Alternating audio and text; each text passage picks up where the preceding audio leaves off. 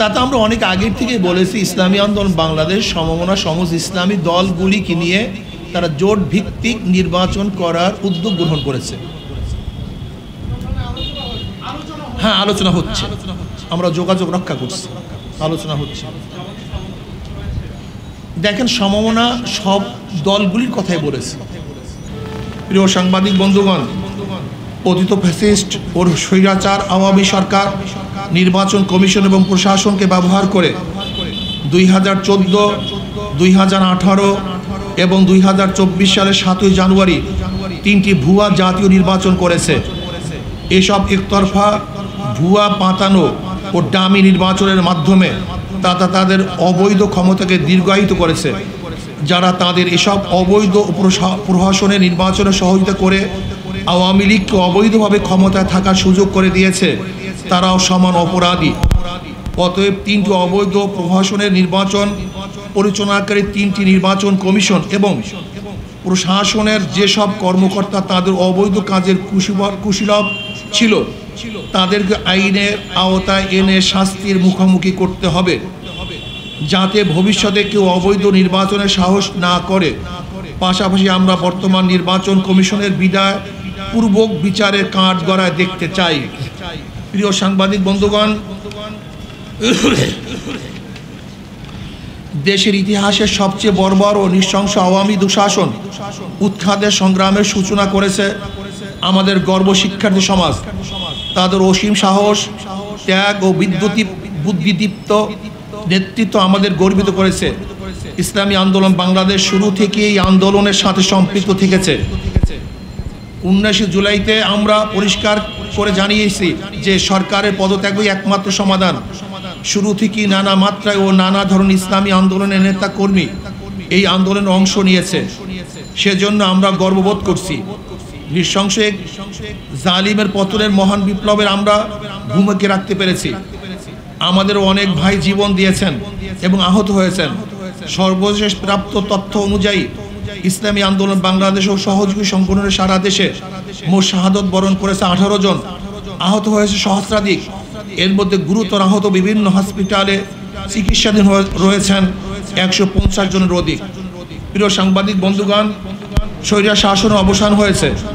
এখন সময় দেশ গড়ার, এখন সময় সাম্য, মানবিক মর্যাদা ও সামাজিক ন্যায় বিচার ভিত্তিক বাংলাদেশ নির্মাণের। তবে এই সুযোগ সন্ধিক্ষণে আমাদেরকে দেশের শত্রু এবং জনগণের শত্রুদের চিহ্নিত করে জাতির সামনে তাদের মুখ উন্মোচন করতে হবে। গণদুশমন, গণহত্যাকারী, লুটেরা, দুর্নীতিবাজ আর ভোট চোরেরা যাতে আগামীতে পুনর্বাসিত হতে না পারে তা নিশ্চিত করতে হবে। সে লক্ষ্যে গ্রহণযোগ্য তদন্ত কমিশন ও স্বতন্ত্র ট্রাইব্যুনাল গঠন করে জুলাই গণহত্যাকাণ্ডে বিচার করতে হবে। একই সাথে গত 16 বছরে সংগঠিত সকল রাজনৈতিক ও প্রশাসনিক হত্যাযজ্ঞ, গণহত্যা, গুম ও মানবাধিকার লঙ্ঘনের বিচার করতে হবে। এক্ষেত্রে যে সকল ব্যক্তি বা সংগঠন দোষী সাব্যস্ত হবে তাদেরকে রাজনীতি ও নির্বাচন থেকে স্থায়ীভাবে নিষিদ্ধ করতে হবে। 2. তদন্ত সাপেক্ষে বিগত বছর সকল দুর্নীতিবাজ ও বিদেশি অর্থ পাচারকারীদের সকল সম্পত্তি ক্রোক করে রাষ্ট্রীয় কোষাগারে জমা করতে হবে এবং বিদেশে পাচারকৃত টাকা ফেরত আনবার উদ্যোগ গ্রহণ করতে হবে। নাম্বার 3, আইন শৃঙ্খলা বাহিনী, প্রশাসন, বিচার বিভাগ সহ প্রজাতন্ত্রের যে সকল কর্মচারী আইন সংবিধান শপথ লঙ্ঘন করে অপেশাদার আচরণ করেছে তাদেরকে বিচারের মুখোমুখি করতে হবে। দেশের সংখ্যাগরিষ্ঠ ধর্মীয় জনগোষ্ঠীর চিন্তা চেতনা ও অনুভূতির বিরুদ্ধে কোনো সিদ্ধান্ত নেওয়া যাবে না। নির্বাচন কমিশনকে পুনর্গঠন করতে হবে এবং অবাধ, সুষ্ঠু, গ্রহণযোগ্য ও অংশগ্রহণমূলক নির্বাচনের জন্য সংখ্যাধিক নির্বাচন PR পদ্ধতি চালু করতে হবে।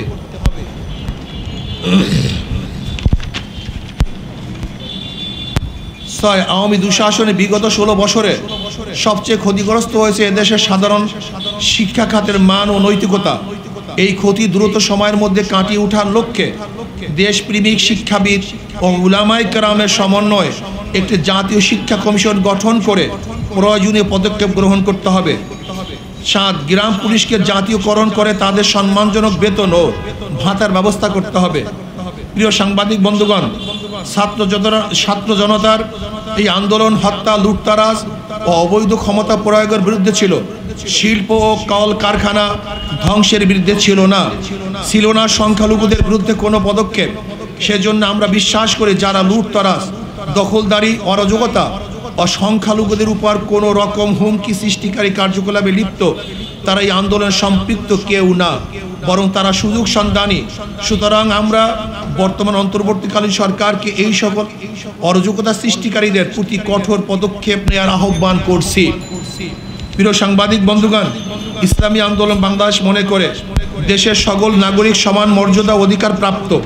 ধর্মের কারণে কাউকে আঘাত করা বা কাউকে প্রতিপক্ষ বানানোকে ইসলাম ও রাষ্ট্রীয় আইনও সমর্থন করে না, আমাদের আন্দোলনের চেতনা ও সমর্থন করে না। সেজন্য বলবো, দেশের সংখ্যালঘুদের প্রতি প্রতিটি উপাসনালয় ও ধর্মীয় স্থাপনায় সিসি ক্যামেরার ব্যবস্থা করুন।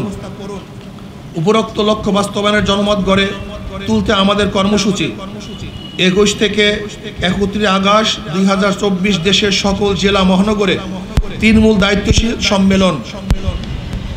2 1 থেকে 10 সেপ্টেম্বর 2024 দেশের সকল থানায় থানায় গণসমাবেশ। প্রিয় সাংবাদিক বন্ধুগণ, পরিশেষে আমারও গণ অভ্যুত্থানে জীবন দানকারী ও আন্দোলনে সম্পৃক্ত সকলের প্রতি শ্রদ্ধা জানাচ্ছি। আল্লাহ হাফেজ। প্রিয় সাংবাদিক বন্ধুগণ, এই বক্তব্যের প্রেক্ষিতে বা বর্তমান রাজনৈতিক প্রেক্ষাপটে যদি আপনাদের কোনো জানার থাকে, প্রশ্ন থাকে, আপনারা প্রশ্ন করতে পারেন।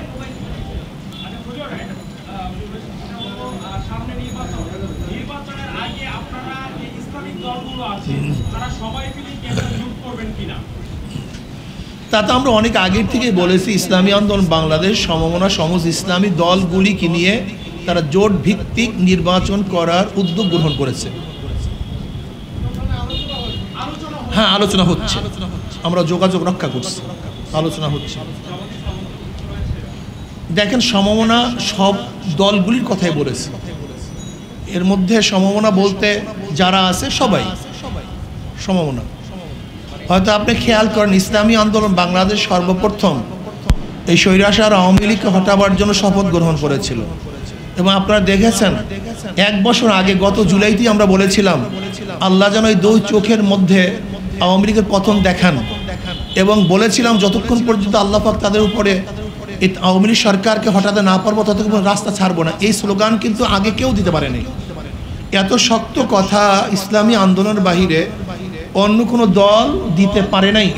ঠিক আল্লাহ পাকের শুকর আদায় করছি, আমরা যে আহ্বান করেছিলাম, আল্লাহর কাছে যে দোয়া করেছিলাম, আল্লাহ পাক 2 চোখে সেটা বাস্তবে দেখিয়েছেন। দেখেন, একটা কথা হলো আপনি যে কথা বলছেন অবৈধ, আসলে সরকার অসাংবিধানিক। দেখেন, গণ অভ্যুত্থানের মধ্যে যারা বিপ্লবের মাধ্যমে পরিবর্তন হওয়ার পরে সেইটা সংবিধান হয়ে যায়। এরপরে সুপ্রিম কোর্ট তাদেরকে বৈধতা ঘোষণা দিয়েছেন। সুপ্রিম কোর্ট ঘোষণা দেওয়ার পরে আর আমরা এই কথা বলতে পারি না। বাকি হলো এই যে আমরা বলছি পরিবেশ সৃষ্টি হওয়ার সাথে সাথে, আর বলছি দ্রুত পরিবেশ সৃষ্টি করে আমাদেরকে জানানো হবে, একটা রুট ম্যাপ দেওয়া হবে যে এতদিনের মধ্যে আমরা একটা সুন্দর নিরপেক্ষ গ্রহণযোগ্য নির্বাচন উপহার দেব।